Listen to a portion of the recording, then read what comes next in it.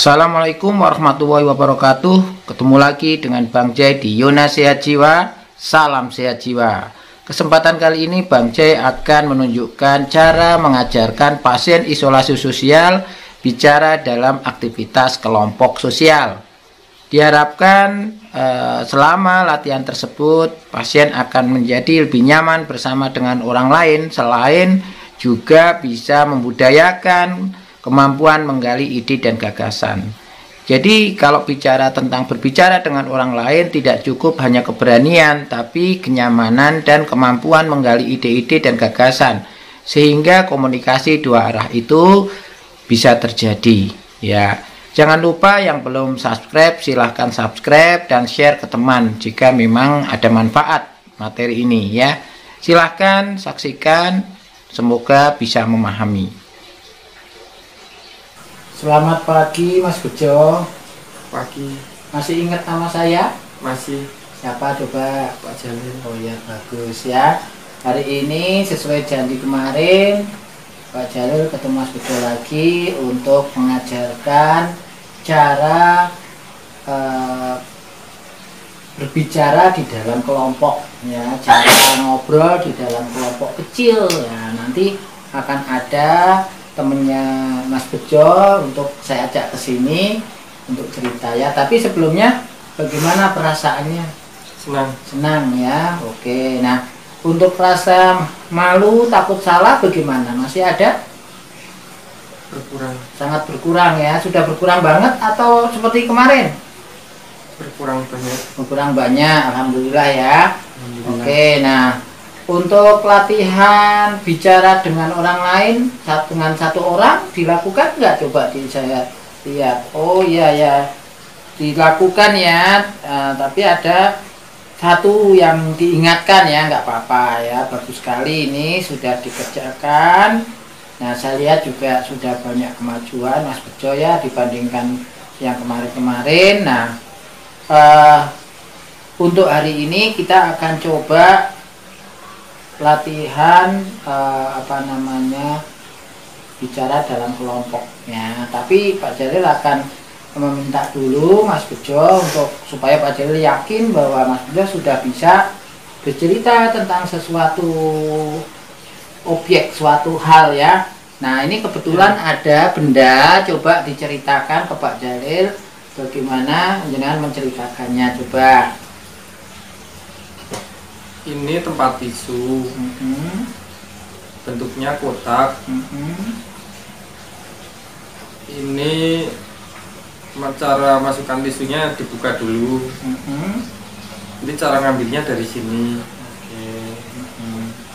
Kira-kira harganya berapa? Ini 30.000. 30.000 ya, nggak terlalu mahal ya. Warnanya apa Mas? Itu warnanya? Ini yang bawah warnanya biru. Terus? Lalu yang atas putih, ada biru mudanya juga. Ada motif-motif apa itu? Ya ini ada motif bunga. Oke ya, bagus ya. Artinya sudah tahu, nggak sulit tahu ceritakan sesuatu? Tidak ya, alhamdulillah ya. Itu manfaat dari latihan kemarin bicara satu topik ya. Jadi belajar menggalinya. Untuk hari ini kita kan akan belajar cerita berkelompok. Nah, supaya Mas Bejo ini bisa lebih nyaman dengan orang lain ya.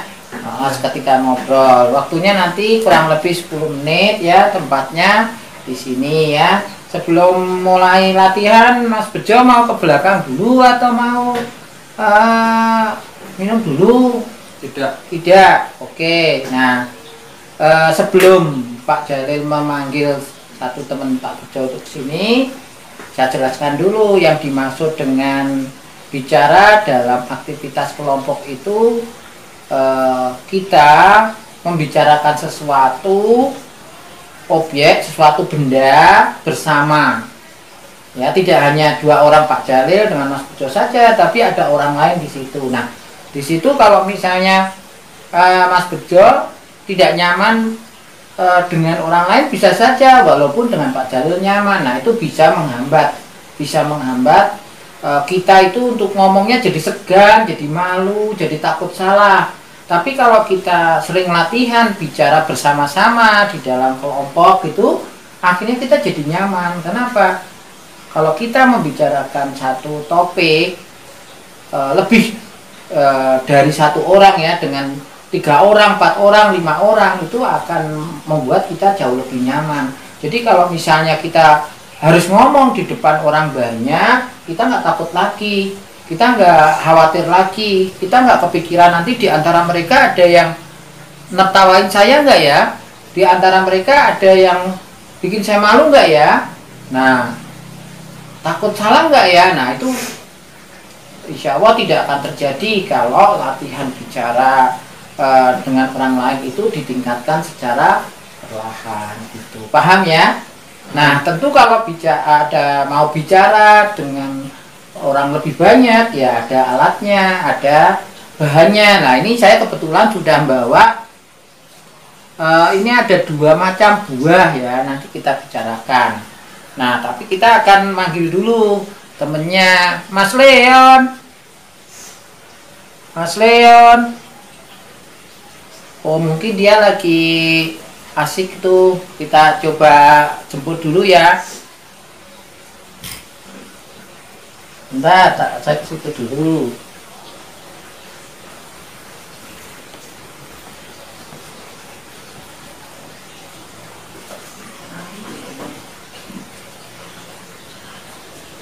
Nah, ini Mas Leonnya udah ada. Sini Mas Leon, duduk sini. Ya. Ya, jadi kita akan mulai ngobrol ya. Mas Leon duduknya yang benar, maaf. Ya, begitu ya. Nah, ini Pak Jaril mau contohin dulu ya cara ngobrolnya. Nanti bisa ini ya, bisa gantian. Nah, mulai dari ini dulu. Ya, teman-teman, ini menurut Pak Jalil ini apel ya. Apel ini sepertinya manis tapi makannya repot. Kemudian ini kalau biasanya sih kalau apel yang bagus dari luar negeri. Terus kalau Pak Jalil sendiri nggak suka makan apel karena apa? Ngupasnya repot. Nah, bagaimana menurut Mas Leon? Apa yang diketahui tentang ini? Coba ceritakan Mas Leon. Ini baunya enak. Baunya sedap, terus apa lagi? Susah Susah di apa? dipotong. Oh, susah dipotong. Oke, apa lagi?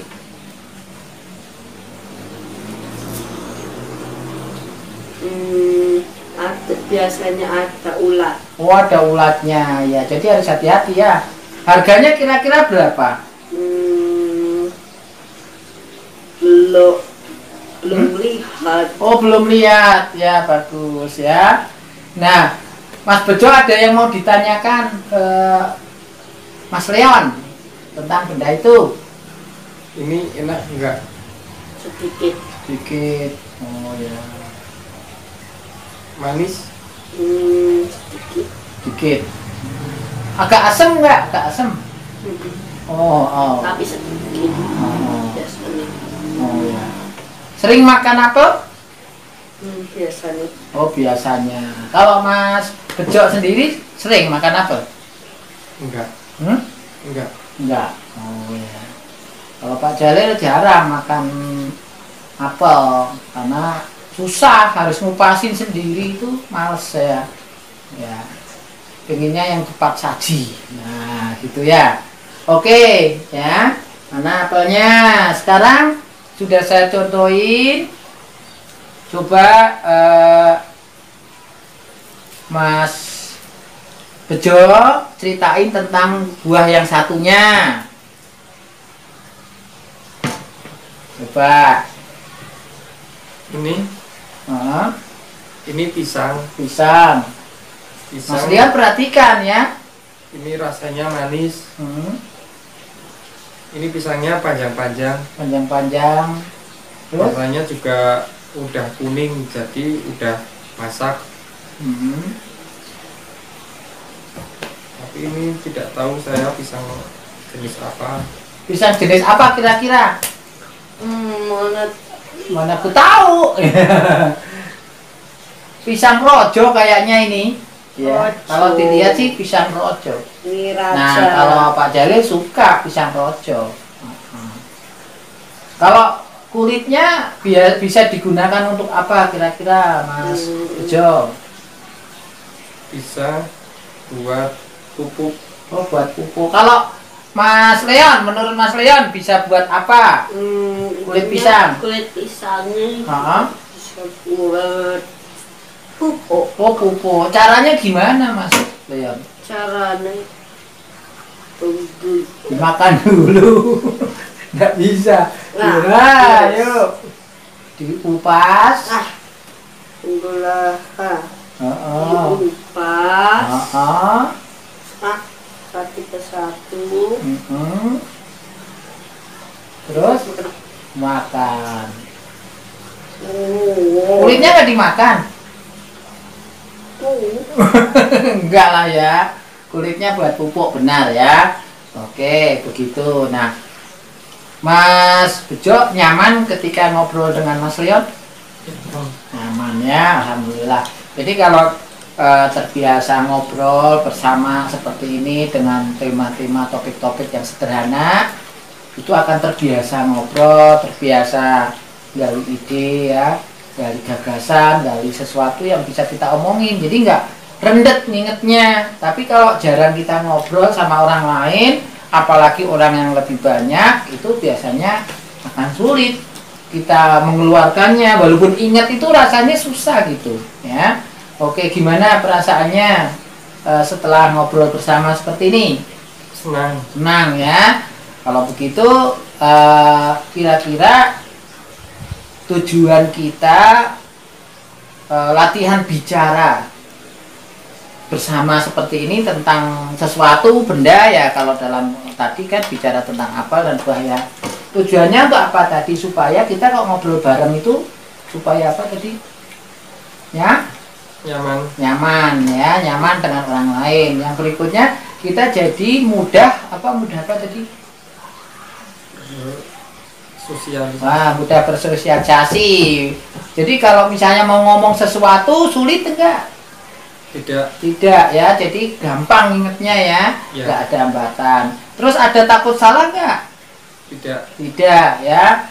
Oke, jadi bagus sekali. Jadi kalau kita terbiasa ngobrol dengan banyak orang, dengan dengan topik yang beda-beda, lama-lama kita terbiasa dan tahu-tahu kita udah nggak ada rasa malu, takut salah lagi ya, udah percaya diri gitu ya. Oke. Pertemuan ini cukup.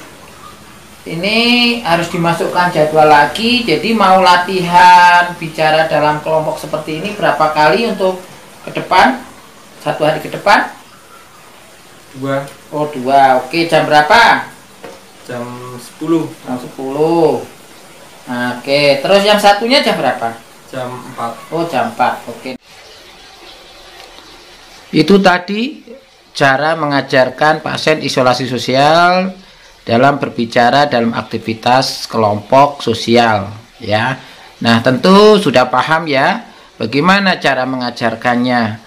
Tentu tidak hanya sekedar menghimbau atau menyarankan pasien untuk bercerita ya dengan teman-temannya, tapi bagaimana kita mencontohkan bahwa berbicara dalam aktivitas kelompok sosial harus ada bagaimana saling bertanya, saling bercerita, saling menanggapi, dan tentu saling menerima kritik dari lawan bicara kita. Tentu ketika orang yang diajak bicara lebih banyak jumlahnya, tentu tantangannya lebih besar. Kemungkinan dikritik, disalahkan, dikomentari tentu akan ada. Nah, disinilah letak bahwa pasien isolasi sosial sangat membutuhkan latihan berbicara dalam kelompok. Terapi aktivitas kelompok juga sebenarnya bisa dijadikan ajang untuk latihan bicara dalam kelompok. Mungkin pasien belum akan siap dengan banyak orang, ya bertahap dulu dengan 2 orang, dengan 3 orang seperti itu. Kalaupun tema atau topiknya terlalu sulit, ya dimulai dari topik atau tema yang sederhana dulu, yang kegiatan harian. Jangan melatih berbicara pasien isolasi sosial dengan topik-topik yang sulit atau bahkan tidak pernah dia mengerti sebelumnya atau tidak pernah terpapar dengan tema itu. Itu kira-kira, semoga manfaat. Bang Jai mengingatkan lagi, silakan subscribe yang belum ya, dan nantikan video-video berikutnya ya. Wassalamualaikum warahmatullahi wabarakatuh. Sampai ketemu lagi.